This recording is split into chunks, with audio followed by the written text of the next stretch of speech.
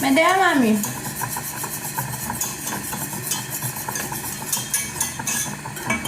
Mă. Mă. Ce faci?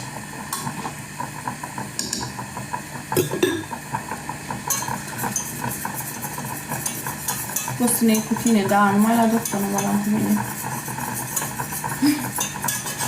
Ce aveți, mă?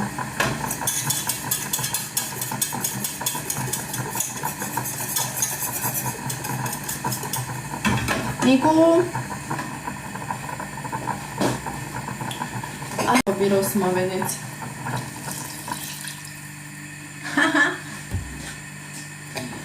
Mama! Medeuța! Ia vină mami!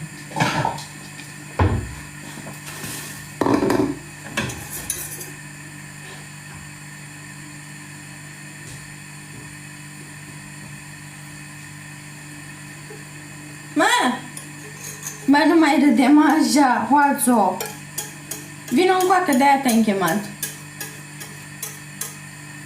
Uite la figuri. Vino!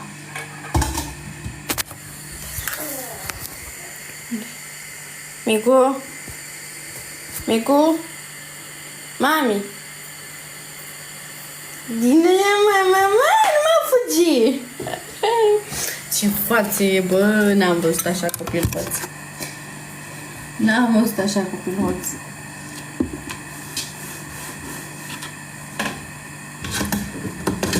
Ce a adus iepurașul? Ha? Adică?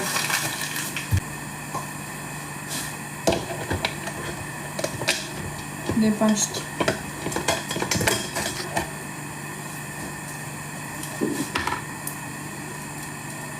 Păi la noi nu e cu alea. Sau cel puțin la mine nu e. La mine vine doar Moș Crăciun. Și Moș Nicolae.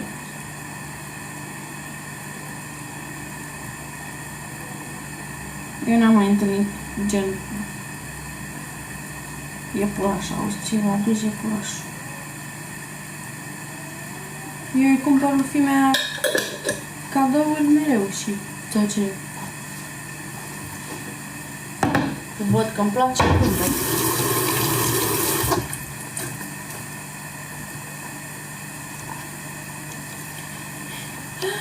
Ce face Alino? Câți ani are Medea? 1 an și 10 ani.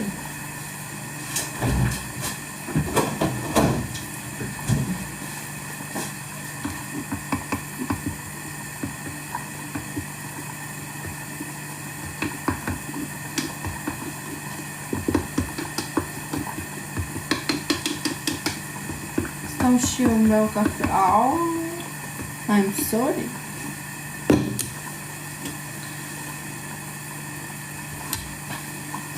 Plane mi-o lăcută până în Paști, cel mic. Ce? Dar mă dăm că a primit ceva așa de Paști de la iepuraș. Păi a primit gen cadouri, dar nu gen, nu, adică nu se numește iepuraș. Cadouri de Paști.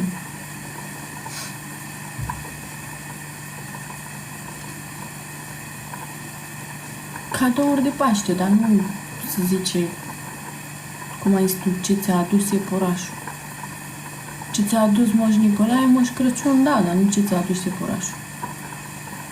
Ți-ai mai pus acei? Nu. Hai zis că nu mai gătesc. Păi ce să mai gătesc? Am ciorbă de perișoare, mai am sarmale, am mâncare. Și stau să arunc mâncarea, adică stau să arunc banii, stau să arunc... Așa se zice acum mai nou.